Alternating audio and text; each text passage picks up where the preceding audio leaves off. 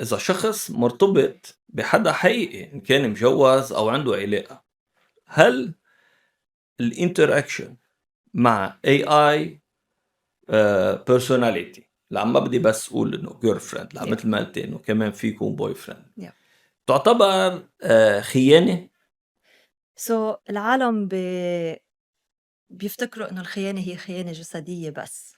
أوكي، بس إذا هيدا الشخص ما عم بخبر رفيقته، شريكته، خطيبته اللي هي إنه عنده conversations مع هال AI girlfriend، عم بخبي، عم بحس بالذنب، مش مخبرة إنه حتى في هال AI girlfriend موجودة بحياته، هيدا اسمها خيانة عاطفية صارت.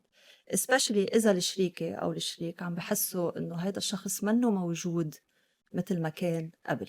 عم يشرد عم يشرد.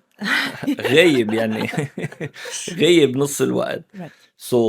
هون أنتِ بتحددي إنه إجمالاً في نوع من خيانة بقلب العلاقة.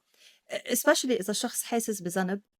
إذا هيدا شخص ما عم بخبر، عم بخبي، it's already a red flag إنه في شي غلط. إيه بس هو بيجي بالك أنا ما عم دق بحدا، مزبوط. أنا إنه عم أتخيل يعني هلأ إنه إذا واحد تخيّن بتعتبريه إنه عم بيغلط؟ بس قد إيه هو عم يتخيل؟